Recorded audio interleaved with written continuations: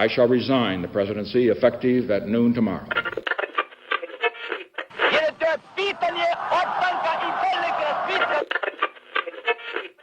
Sejam todas, todos e todos muito bem-vindos, bem-vindas e bem-vindos a mais um episódio de Uma História. O episódio saindo um pouquinho atrasado, peço desculpas por isso, mas garanto que será um episódio muito interessante, pois eu vou falar com você sobre uma cruzada. E eu tenho certeza que na mente de você está vindo agora a imagem de cruzada, que os cavaleiros templários atacando Jerusalém. Mas eu não vou falar de nenhuma cruzada contra povos islâmicos no Oriente Médio, e sim sobre a cruzada albiagesa, a cruzada, uma das cruzadas que ocorreu na própria Europa, e nesse caso específico, contra o catarismo. Mas vamos então começar pelo começo e entender um pouco mais desse assunto. O primeiro ponto que eu tenho que ressaltar é quem são os catari, o que é o catarismo. Esse nome deriva do grego kataros, puro, e é o nome dado a uma denominação cristã que ganhou muita força no século XII e XIII, principalmente no sul da França, a região da Oquitânia, e no norte da atual Itália, da Península Itálica. E existem algumas visões diferentes do cristianismo que nós estamos mais acostumados. Primeiro, eles defendiam que o Deus do Antigo Testamento não era o mesmo do Novo Testamento, sendo do Antigo um Deus ruim, um Deus mau, enquanto do Novo um Deus bom. Ao mesmo tempo, Jesus não seria filho de Deus ou próprio Deus, dependendo de como você analisa, de como você entende essa questão, e sim um anjo. E todos os seguidores da religião eram proibidos de consumir carne e manter relações sexuais com qualquer pessoa. Por isso, nesse sentido de pureza, tinha que se permanecer puros. E essa religião tem dois tipos de seguidores. Os comuns, pessoas comuns, o campesinato, e os perfeitos, que são aqueles que passaram por uma cerimônia de iniciação e deveriam se portar seguindo as normas morais à risca. Esses sim tinham que seguir todas as normas à risca, normas religiosas, normas sociais. Eles tinham que dar o exemplo, eles tinham que ser o mais puro possível. Como eu falei, o catarismo ganhou força e atraiu a atenção do papado de Inocêncio III. Não uma atenção positiva, mas uma atenção de quem desejava suprimir essa seita que prejudicava o poder da Santa Sé no sul da França e no norte da Itália. Inicialmente, Inocêncio enviou um representante seu para conversar com Raimundo VI, o conde responsável pela região onde o catarismo era muito forte. Porém, Raimundo inicialmente se nega a se unir ao Papa e, por motivos desconhecidos, o mensageiro, o representante papal, é morto. Tendo em vista esse ataque, que não necessariamente foi causado por Raimundo VI, e a renúncia desse conde de ajudar, de fazer alguma coisa, Inocêncio III se viu então forçado a convocar uma cruzada. E essa ficou então conhecida como a Cruzada Albiagesa, em referência à cidade de Albige, que tinha uma grande presença do catarismo. Inclusive, os cataristas podiam ser chamados também de albigenses, em referência a essa cidade. Vamos então entender um pouco sobre a cruzada. Para incentivar uma movimentação, uma apresentação de voluntários para lutar, ficou determinado que todos aqueles que lutassem, que pegassem armas ao lado da Sé, teriam indulgência, ou seja, teriam os seus pecados perdoados. E ao mesmo tempo, qualquer terra que eles ocupassem na região de Toulouse, na Occitânia, seriam deles. E sendo assim, milhares de soldados se reuniram na França, na atual França, melhor dizendo, prontos para descer e prontos para a guerra. Em abril de 1209, a cruzada tem início. A luta contra o catarismo tem início. E vale ressaltar a Vergentis Incenium, uma bula papal do ano de 1199, 10 anos antes da Cruzada, na qual Inocêncio III determinou que hereges não convertidos deveriam ser punidos severamente e deveriam perder seus cargos públicos e propriedades, e ainda equiparou a heresia ao crime de lesa majestade, equiparou a traição. Na prática, essas decisões de Inocêncio III não serviram apenas para incentivar o combate ao catarismo, mas também serviu como base para a Santa Inquisição, que apesar de ter ganhado muito mais força na Idade Moderna, ela é uma invenção, ela é uma ação da Idade Média. Eu quero falar um pouco sobre algumas batalhas, e no final vai ficar claro o porquê. A primeira batalha que eu quero falar é a de julho de 1209, a Batalha de Béziers, ou Massacre de Béziers. Nessa batalha, os Ribaldi, como é chamado Pobres Cruzados, ganharam uma fama ao atacar de forma desordenada, não planejada e sem comando a cidade após ficarem cansados das constantes ameaças, dos constantes xingamentos, provocações por parte da defesa da cidade. E por incrível que pareça, esse ataque não planejado, foi uma bagunça tremenda, teve sucesso. A cidade foi invadida. Rapidamente, as defesas da cidade foram derrotadas e as tropas da Santa Sé iniciaram o massacre. A ordem era que deveriam ir atrás dos cataristas. Inclusive, todos esses cataristas eram conhecidos pelo bispo da região e tinha inclusive o nome de cada um. William de Tudela, contudo, escreve que todas as pessoas que se refugiaram na igreja foram mortas. Nas palavras dele, nem cruz, ou altar, ou crucifixo poderia ter o salvado. Fecha aspas. Até mesmo membros do clero católico foram assassinados. Nós não sabemos o número exato de mortos nessa batalha. Porém, Pedro de Vernet, um monge cronista da cruzada, relata que aproximadamente 7.000 pessoas morreram nas semanas que sucederam a queda da cidade até a saída das tropas. 7.000 pessoas seria aproximadamente 40 a 50% da população total. Vamos supor que 7.000 seria o número errado. Para ter alcançado essa súmula, esse resultado nas observações, é porque Pedro viu um grande massacre. Pode não ter sido 7.000 pessoas, mas tudo indica que foi um massacre onde cristãos católicos, romanos apostólicos e cataristas foram assassinados a sangue frio pelos soldados e principalmente pelos Ribaldi. Em agosto, foi a vez da vila de Carcassonne ser atacada. Durante 2 semanas, ela foi vítima de um cerco que levou Raymond Roger, o líder responsável pela defesa da cidade, a se render. Ele foi preso, faleceu na prisão 3 meses depois de disenteria, porém há quem afirme que ele foi assassinado devido às suas crenças religiosas. Uma coisa interessante é que a população, diferente das pessoas em Béziers, em Carcassonne, a população pôde sair da cidade, partir para outro lugar. Porém, elas tiveram que abandonar a cidade nuas. Elas passaram por essa humilhação, por esse constrangimento. Aquele mesmo Pedro que citei agora escreveu que a população usava, abre aspas, nada além de seus pecados, deixando claro a humilhação que as pessoas foram expostas.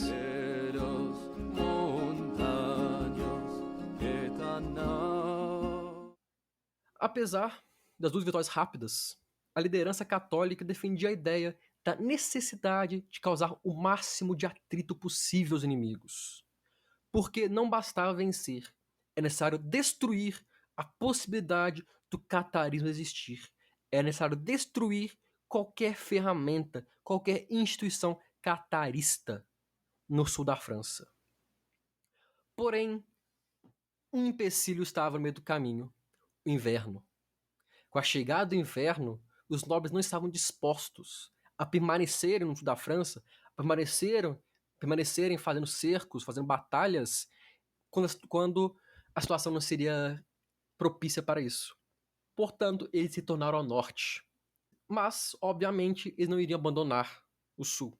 Por isso, Simão de Montfort foi escolhido para comandar a cruzada e comandar a defesa daquela região, a ocupação daquela região. Porém, isso não acalmou os ânimos. Várias revoltas se iniciaram. Eu vou falar de uma delas daqui a pouco. Porque antes eu tenho que falar sobre uma das grandes vitórias durante o cerco de Minerva. Minerva, a pequena cidade, foi o alvo de Simão, não por sua importância estratégica, questão de transporte, de conseguir propiciar alimentos, água e recursos, e sim por ser um grande refúgio dos catar, um grande refúgio dos albigenses. Inicialmente, as armas de cerco, as famosas catapultas suas antecessoras, foram utilizadas contra as muralhas, junto com um pesado cerco. Sem alimentos, sem água, sem moral, Guilherme de Minerva percebeu que a única saída era se render e negociou com 2 enviados pelo Papa os termos de sua rendição. E foi determinado que qualquer catarista que se convertesse ao cristianismo, se convertesse ao catolicismo romano, seria poupado. Isso gerou uma grande comoção negativa no exército cruzado. Afinal de contas, eles estavam lutando contra as pessoas, essas pessoas simplesmente iriam sair livres? Aí que está a grande questão. O Papa e seus enviados sabiam que poucos aceitariam isso. 140 perfeitos, aqueles mais devotos à religião, aqueles que passaram pela iniciação, recusaram a conversão e foram condenados a serem queimados vivos. A fogueira foi acesa numa colina perto da cidade e, por incrível que pareça, muitos nem precisaram ser jogados na fogueira ou levados até ela. Simplesmente pularam ou correram em direção a ela, mostrando que estavam dispostos a morrer antes de renegar, antes de trair a sua fé. E aí que vem uma questão.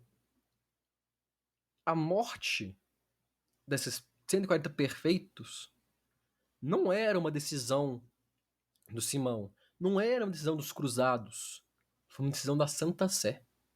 A Santa Sé determinou que eles deveriam morrer ou se converter. A morte foi causada por uma ação direta do papado, uma ação direta do Vaticano. Após 1210, a ocupação da Occitânia, do sul da França, continuou existindo e continuou sendo combatida. Nada muito grande até que Toulouse, a principal cidade da região, foi recuperada pelos albigenses. E é nesse momento que uma crise se instaura. Afinal de contas, como pode perder para esses hereges?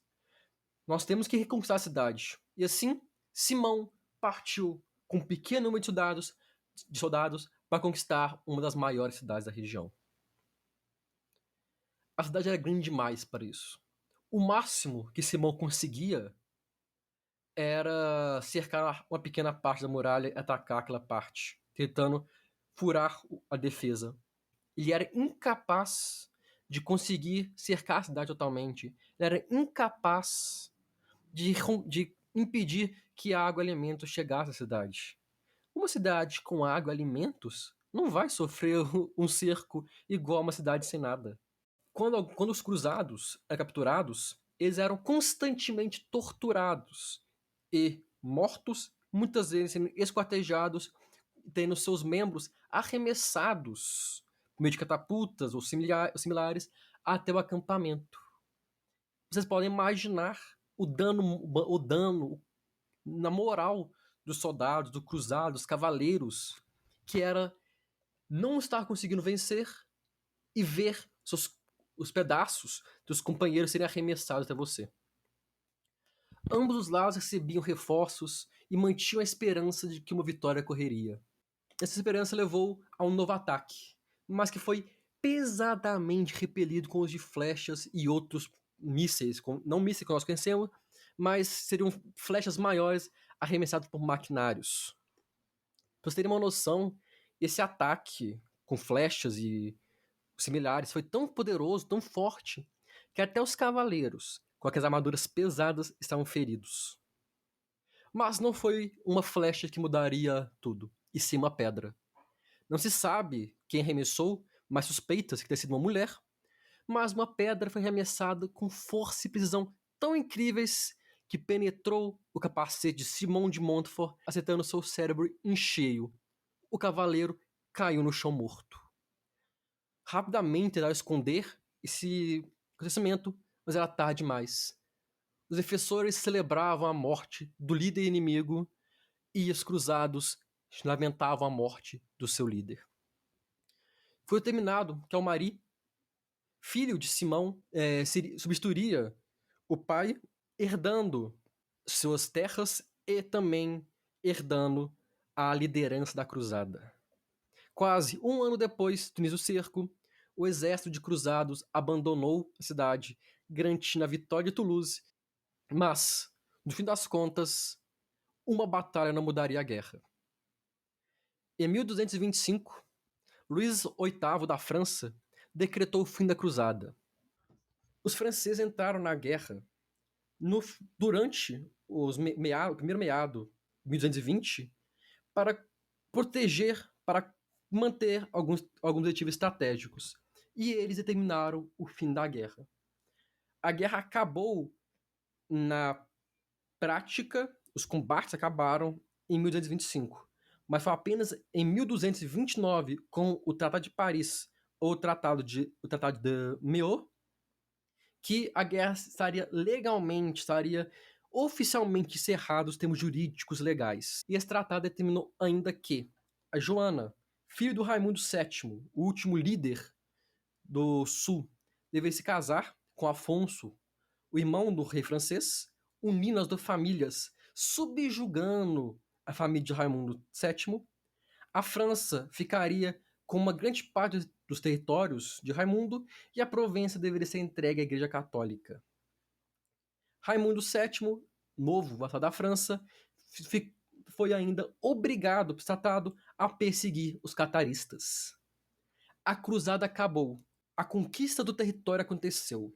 A França consolidou seu domínio do sul, do que nós conhecemos como a atual França, consolidou sua imagem como um líder cristão, uma nação cristã, um reino cristão com os territórios conquistados. Faltava combater os pequenos pontos. Os cataristas foram perseguidos durante séculos por conta da Inquisição, por conta das rivalidades, por conta da disputa religiosa. Então, quando disserem para você que religião e política não se misturam, você responde: elas não só se misturam, como sempre se misturaram. E esse episódio é um exemplo disso. Inclusive, eu recomendo você que estiver nos escutando a escutar o episódio que eu falo sobre o massacre da noite de São Bartolomeu, a conversão de Henrique da França e e um pouco da briga entre protestantes e os católicos. Mas antes de encerrar esse episódio, eu tenho que citar Lenkin, o advogado polonês e criador do termo genocídio, que determinou que genocídio é a destruição de uma nação ou um grupo étnico. Em sua obra, Lenk comenta da histórica perseguição contra o catarismo, ressaltando que essa perseguição, antes de ser física, era a exclusão social, a exclusão econômica, política, um incentivo à caça às bruxas, de incentivar pessoas a delatar quem seriam cataristas, e junto pela difamação e desumanização, a invenção de dados falsos, a transformação dessas pessoas em seres monstruosos. Tudo isso faz parte do que Lenk considera um genocídio. Nas palavras dele, um dos mais conclusivos casos de genocídio na história religiosa. Assim ele se refere a essa cruzada. Essa cruzada, nós não sabemos quantas pessoas morreram, mas as estimativas mais baixas colocam 200 mil pessoas e algumas colocam 1 milhão de pessoas mortas. Mark Pegg diz, em tradução livre, que, abre aspas, a cruzada albiagessa inaugurou o genocídio no Oeste, por relacionar a salvação divina com assassinato em massa, fazendo a matança um ato tão amável como o sacrifício de Jesus na cruz. Fecha aspas. Eu acho que esses dois autores deixam muito claro a mensagem que eu quero passar. Que nós não pensamos nisso. Muitas vezes quando nós olhamos para o passado. Mas os genocídios sempre ocorreram com outros nomes. E esse é um exemplo de um genocídio que foi perpetuado, que foi causado pela Igreja Católica e pelos nobres europeus. Há quem diria que não pode chamar de genocídio, pois eram ataques a não crentes, ou crentes diferentes, pessoas com crenças diferentes, e que a ideia não seria matar, e sim levar à conversão. A ideia não seria matar, mas foi isso que aconteceu. Mas eu pergunto, se a ideia não era matar, não faria sentido queimar as pessoas na fogueira. Não faria sentido as perseguições, a matança que ocorreu.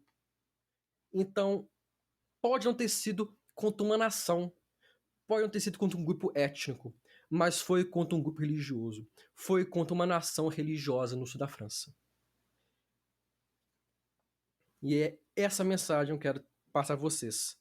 Que nós temos que prestar atenção nas perseguições. Nós não devemos tolerar perseguições em minorias, sejam elas quais forem. Nós não devemos tolerar que nações, seja no sentido de país, ou no sentido de um povo que se identifica com uma cultura específica, sejam alvo de perseguições. Os armênios passaram isso na Primeira Guerra Mundial. Os Tutsis passaram isso em Ruanda e assim vai. Então espero que vocês entendam isso e que possamos lutar por um mundo mais pacífico, um mundo no qual as minorias sejam respeitadas.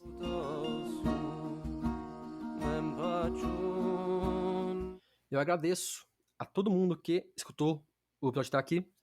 Espero ter sido um episódio interessante, espero não ter sido muito pesado esse final. Mas eu realmente agradeço a todo mundo que escutou o episódio até aqui e tem escutado o podcast todo esse tempo. Convido você que nos está escutando a nos seguir nas redes sociais, Instagram, Twitter e Facebook, nas páginas Mundim de História, todos com o mesmo nome. Lá você pode estar sempre em contato comigo, mandando mensagens, dicas, sugestões do que vocês gostariam de ver aqui e críticas também, obviamente. No Instagram você também consegue encontrar os dados do Catarse e do Pix, caso você tenha interesse e condições de financiar o podcast, que também ajuda. Mas você também pode nos ajudar, e muito, compartilhando esse e outros episódios com seus colegas, familiares, amigos e qualquer pessoa que você ache que possa curtir, entender um pouco mais de história em curtos episódios no dia a dia. No mais, muito obrigado a todo mundo que estou até aqui, muito obrigado a você que nos acompanha e vejo todos vocês no próximo episódio e bom carnaval a todos. Muito obrigado e até lá.